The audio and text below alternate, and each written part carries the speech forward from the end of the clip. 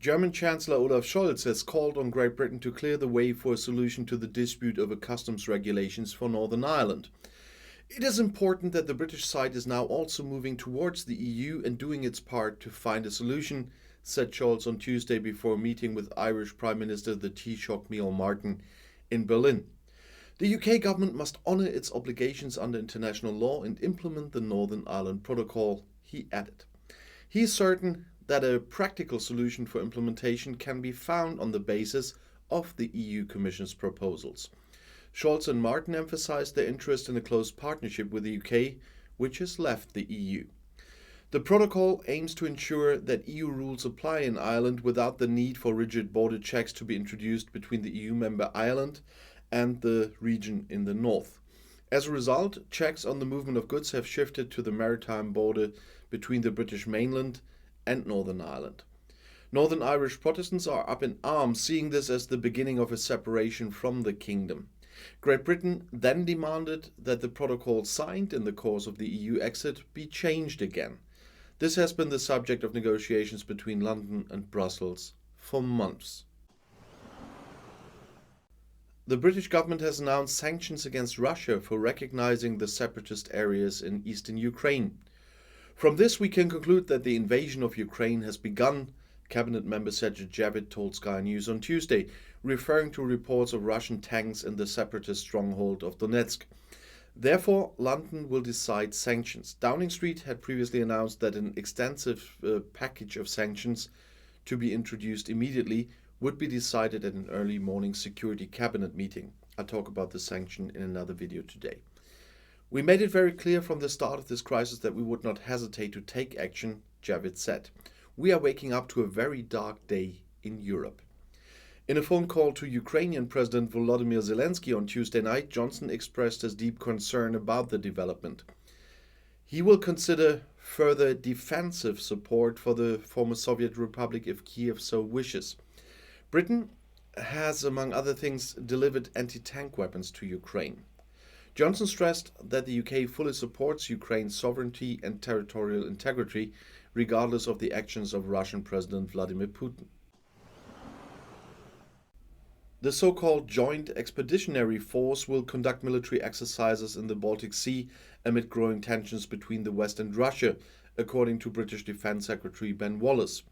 Together with the Allies, preventive military exercises are being carried out to demonstrate freedom of movement in the Baltic Sea, Wallace said at a press conference in the English county of Leicestershire after a meeting with the defence ministers of 9 European countries that belong to the Joint Expeditionary Force. Early on Tuesday, Britain imposed sanctions on 5 Russian banks and 3 wealthy Russian businessmen in recognition of the independence of the self-declared Donetsk and Luhansk People's Republics in the Donbass. The British Foreign Office summoned the Russian ambassador to London, Andrei Kelin, on Tuesday. Good news is coming out of Britain at the moment. The number of new HIV infections among gay men in the British Isles is falling rapidly. Since 2014, new infections have fallen by 70%. This is largely thanks to the introduction of the PrEP prevention measure, according to the Health Security Agency. Great Britain had massively expanded its campaigns against HIV in recent years, and for example, with the National HIV Test Week, called for regular checks with regard to sexually transmitted diseases. In addition, there are now free HIV test kits that anyone can use at home. According to the HSA, around 5% of all HIV-positive people in Great Britain are currently unaware of their status.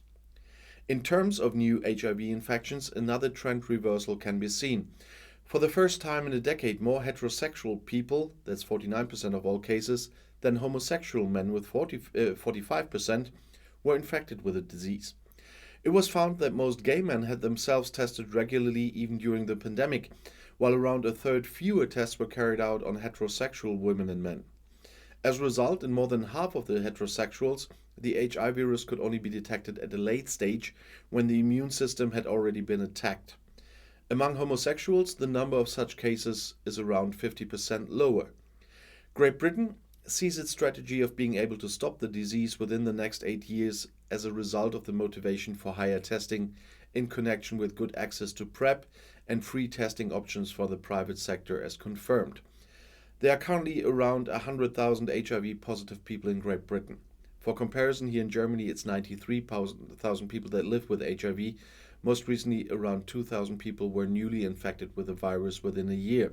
And there has also been a decline here, although the majority of those infected are still homosexual men. A good month after neighbouring England, Scotland also wants to lift almost all corona rules. From March 21st, there should be no more state-mandated measures, as First Minister Nicola Sturgeon said in Parliament in Edinburgh on Tuesday. However, she emphasised that the regional government also advises wearing a mask in shops and on local public transport afterwards. The requirement to show proof of vaccination at major events and for clubs ends on February 28th. Business representatives welcomed the plans. Scotland will rely on vaccinations and treatments instead of regulations, Sturgeon said. The regulation for self-isolation for people infected with corona will already fall in England this Thursday, so today, and thus the last government requirement. However, Sturgeon emphasised that in Scotland, the obligation to isolate after a positive corona test will remain in place for the time being. Health policy in the UK is a matter for regional governments. Scotland, Wales and Northern Ireland have always chosen a slightly more cautious path than the largest part, England, which is decided by the central government in London. Sturgeon criticised British Prime Minister Boris Johnson's announcement that he would end free corona tests in England from April 1st. Scotland also wants to offer free tests afterwards. But she is still waiting for information about the funds the central government is providing for this, said Sturgeon. Ukrainian Foreign Minister Dmytro Kuleba announced on Tuesday that he had sent a letter to British counterpart Liz Truss asking London to sell more armaments to Kiev. At a press conference, Kuleba said he would be in touch with other countries and expressed his cautious optimism that they would impose sanctions on Russia after officially recognizing the independence of the Donetsk and Luhansk People Republics. And they did. He said the European Union had already assured him of a consensus on the imposition of the strictest sanctions against Moscow. Yeah, and even Nord Stream 2 has been stopped, by the way. The minister added that he would continue talks on the matter with US Secretary of State Antony Blinken. Speaking of Ukraine-Russia relations, Kuleba described Moscow's decision as a virtual withdrawal from the Minsk Protocol, signed in 2014 in an effort to end territorial tensions between the two countries, and Putin even said it's dead. Kuleba claimed that relations between the two nations had bottomed out before Russia's move and sunk even lower afterwards. Animal rights activists have warned the number of hedgehogs in the UK is falling drastically. In rural areas, the population has shrunk by up to 75% since the beginning of the century, according to a recent report by the organisations British Hedgehog Preservation Society and People's Trust for Endangered Species. The biggest declines are in the east half of England, they say.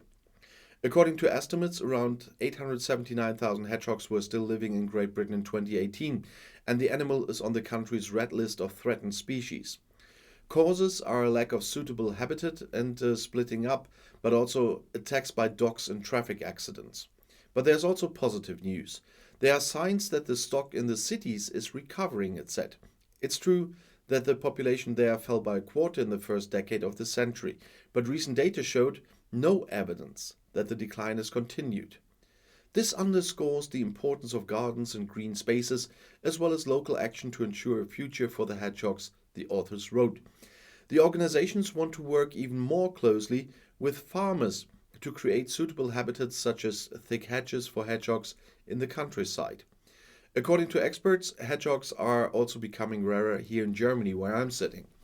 Settlements and road construction limit their habitat, according to the German Nature Conservative Union. No, conservation, but the union is conservative, that's party.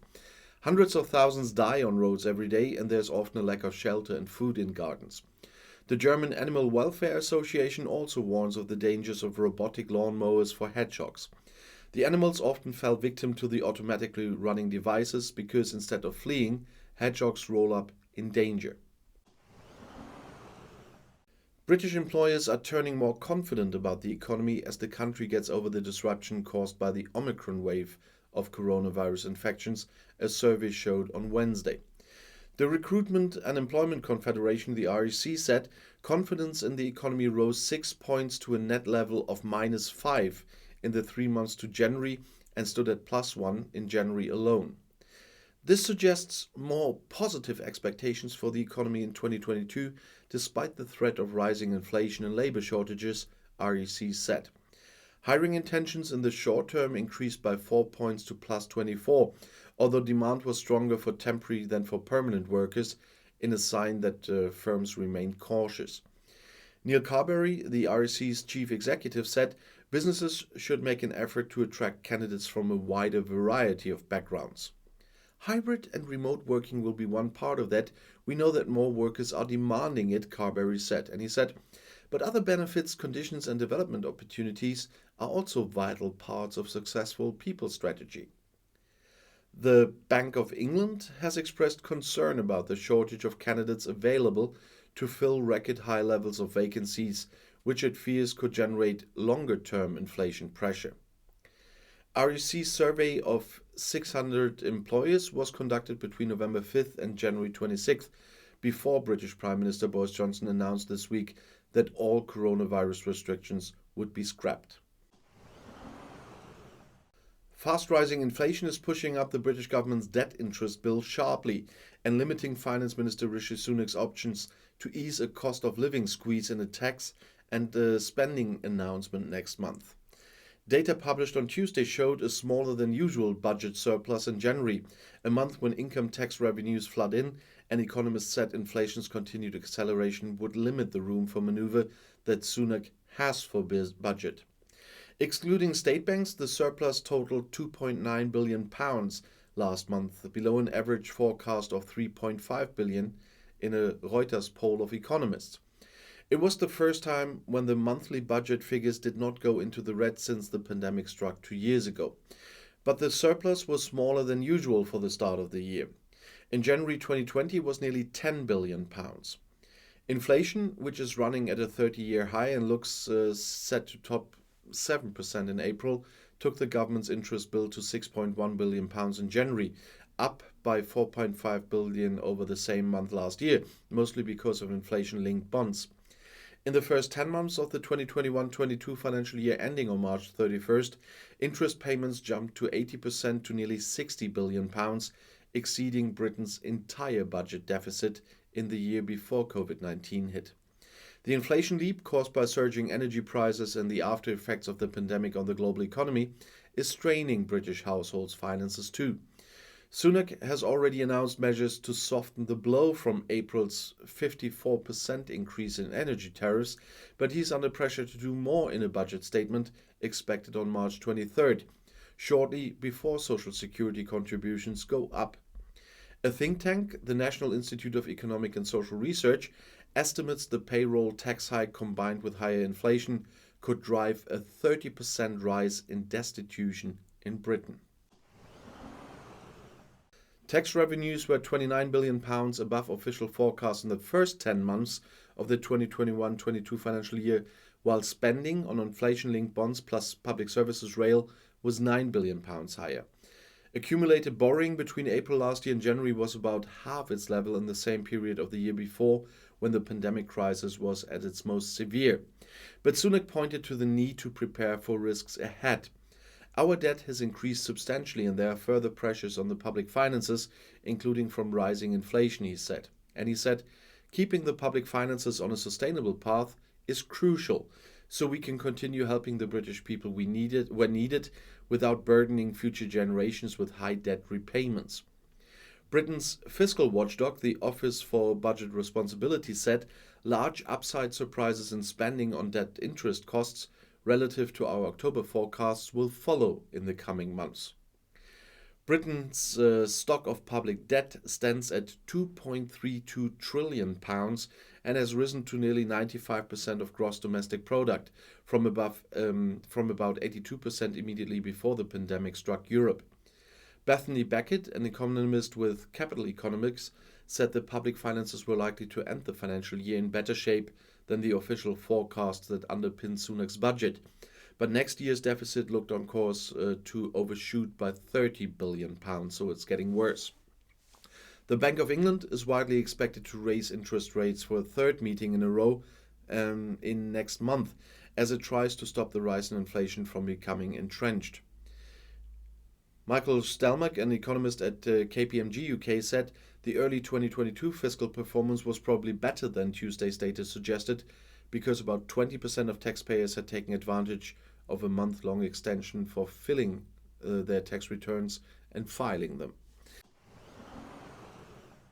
Fast rising prices are inflicting what the Bank of England says will be the biggest one-year fall in disposable income adjusted for inflation in at least 30 years.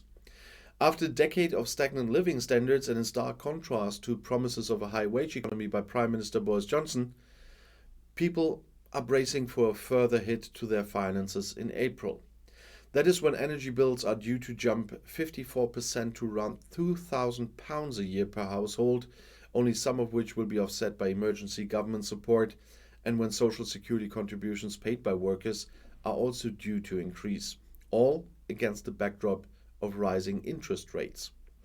With economies around the world rebounding from coronavirus lockdowns, prices for everything from food and clothes to haircuts and rent, as well as energy, are going up, fueled by resurgent demand and shortages due to supply chain disruptions.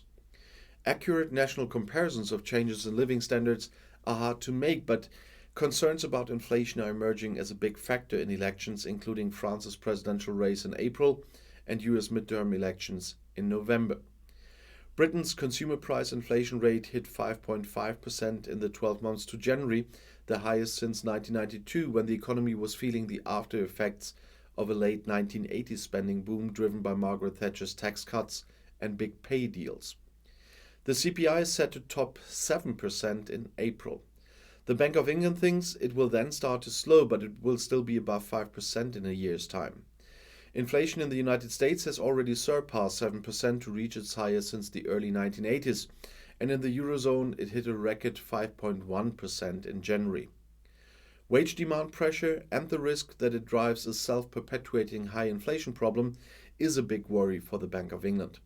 Governor Andrew Bailey drew howls of protest from unions this month when he called for restraints in pay talks. The Bank of England thinks underlying wage growth will hit almost 5% this year before easing. Lower income households are feeling the inflation pinch harder than higher earners, many of whom make big savings during the pandemic on commuting, holidays and going out. The National Institute of Economic and Social Research, a think tank I mentioned before, estimates the combination of April's payroll tax increase and higher inflation could drive a 30% rise in the destitution in the world's fifth largest economy. The Trussell Trust, which supports a network of food banks, said delivery of food parcels rose 11% between April and September last year compared with the same period of 2019 and hit one of its highest ever levels in December. At Dad's House, a food bank in West London, some people who used to donate are now among the 500 families who get support each week. The government is hoping the cost of living squeeze, while sharp, will be short-lived. It will spread some of the fuel price increase over the coming years and cut a tax for people in lower value properties to provide support through 2022, although the Bank of England said it will still be there in a year. Capital Economics believes household disposable income adjusted for inflation might recover as soon as early 2023 as inflation drops more quickly than the Bank of England expects and unemployment remains lower. The consultancy forecast a peak to through fall in real wages of 2.6% between September and April, compared with a drawn-out drop of 13.5% after the global financial crisis, as wages rose by less than inflation between 2008 and 2014. On March 11th, the United Kingdom and the Republic of Azerbaijan will celebrate the 30th anniversary of diplomatic relations.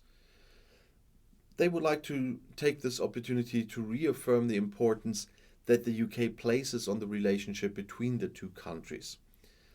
The Prime Minister Boris Johnson said in a letter of congratulations which he sent to the President of Azerbaijan, Ilham Aliyev, on the occasion of the 30th anniversary of diplomatic relations between the two countries. Over the past 30 years, the UK and the Republic of Azerbaijan have worked closely together to develop an important strategic partnership.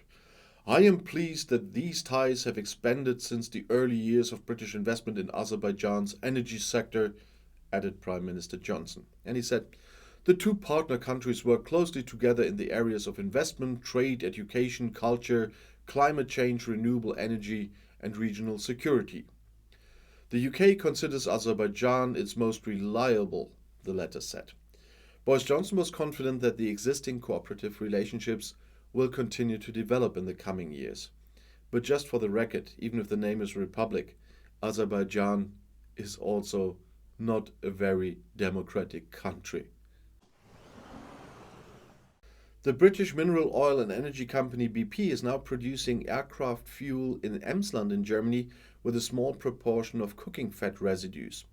The organic raw materials come from canteens or catering establishments, for example. It's about used and leftover fats and oils, for example from deep fryers, cooking residues and biomass waste, as a spokesman explained. BP announces the start of production at the Lingen refinery on Monday. According to the company, it's the first plant of this type in Germany that can be used to produce quantities that can be used industrially. The fats and oils used are mostly of vegetable origin and sometimes also of animal origin. In a closed process, they are combined with the crude oil hydrocarbons for normal kerosene up to the permitted proportion of 5%. When burned later, the CO2 emissions of biokerosene are similar to those of purely fossil aviation fuel. Because the fat components were already in the material cycle, the overall climate balance should be better. In contrast to the cultivation of energy crops such as rapeseed or soy for biofuel production, the problem of land competition with food is not acute here either, said a BP representative. That's not an issue because the used cooking fats and oils are already in circulation, he said. For example, certified suppliers of organic raw materials would have to prove that they do not contain palm oil. There are already customers for the biokerosene, but BP did not want to give any details yet. European board member and refinery manager Arno Appel explained that airlines could use the aviation fuel with fat content immediately without technical conversion. The British group is aiming for global market share of a good fifth. It was only in October in Western Lower Saxony that the then Federal Environment Minister Svenja Schulze opened another facility for a better ecological balance in the aviation industry. However, the project of the non-profit climate protection organization Atmosphere in Werlte deals with the production of synthetic kerosene, which should ultimately be completely climate neutral. Carbon from the CO2 in the air or waste and hydrogen from water split by green electricity react to form artificial fuel. The production quantities here are still relatively small. The first customer is Lufthansa and Hamburg Airport is supplied. The bigger oil and gas companies want to make alternative fuels and the entry into a hydrogen economy a further pillar. They do this to reduce the CO2 emissions from extraction and burning of fossil raw materials. At the same time, however, investors are increasingly demanding the development of sustainable business models. And I'll see you in my next video. Bis gleich.